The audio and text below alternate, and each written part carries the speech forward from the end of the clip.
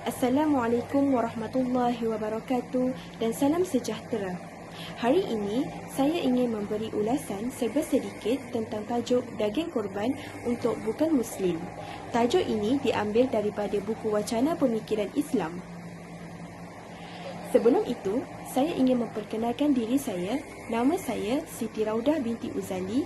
Nombor matrik saya I21105566. Saya dari kumpulan 3. Saya mulakan ulasan tentang tajuk ini dengan pengenalan artikel. Artikel ini membincangkan tentang ibadah korban dan maksud dari segi ibadah korban itu.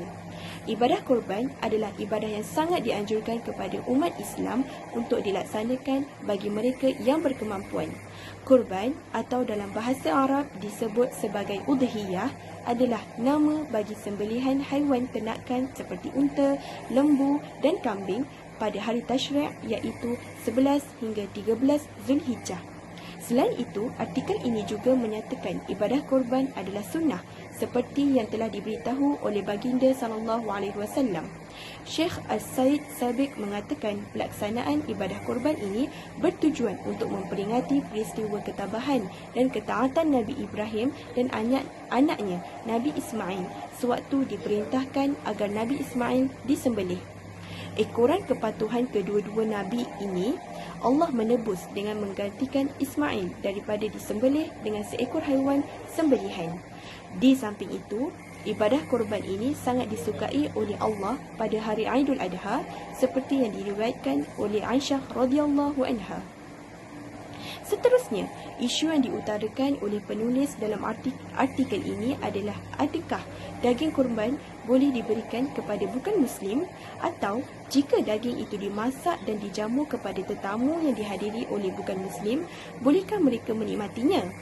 Untuk jawapan kepada soalan itu adalah penulis menyatakan bahawa jika dirujuk daripada Al-Quran dan hadis, tiada keterangan yang jelas mengisyaratkan daging korban itu haram diagihkan kepada golongan bukan Muslim. Bahkan ayat Al-Quran sendiri menyebut pemberian daging korban hendaklah ditunjukkan kepada golongan fakir miskin secara umum tanpa mengambil kira status agama yang dianuti seperti firman Allah Subhanahu Wa Taala dan surah Al-Hajj ayat 28.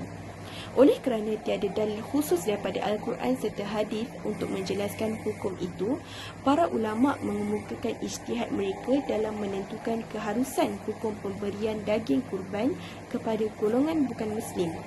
Selain itu, berdasarkan pandangan dan hujah daripada pelbagai aliran mazhab dalam isu ini, menyimpulkan bahawa para ulama Islam umumnya mengharuskan daging korban diberikan kepada bukan Muslim, tertakluk kepada jenis korban yang diniatkan. Jika korban diniatkan dengan niat korban wajib, maka tidak harus daging korban diberikan. Jika korban itu korban sunat, para ulama Islam bertoleransi membenarkan korban ini diberikan kepada bukan Muslim. Namun demikian, keutamaan hendaklah didahulukan kepada orang Islam, khususnya golongan fakir miskin dalam kalangan mereka. Di samping itu, saya ingin menyatakan tentang format kutipan yang digunakan oleh artikel ini adalah format APA style dan kaedah yang digunakan oleh penulis adalah kaedah kutipan tidak langsung. Contoh kutipan yang dipetik oleh penulis dalam artikel yang saya pilih adalah: yang pertama, menurut Syekh Jad Al-Haq, mantan Syekh Al-Azhar, menerusi himpunan fatwanya Buhuth wa Fatawa Islamiyah di Qadaya Muasirah tahun 1994. Akhir sekali, melengkapkan lagi falsafah pelaksanaan ibadah ini, Syekh As-Said Sabiq menerusi kitabnya Fiqh As-Sunnah tahun 2000. Sekian sahaja dari saya. Terima kasih.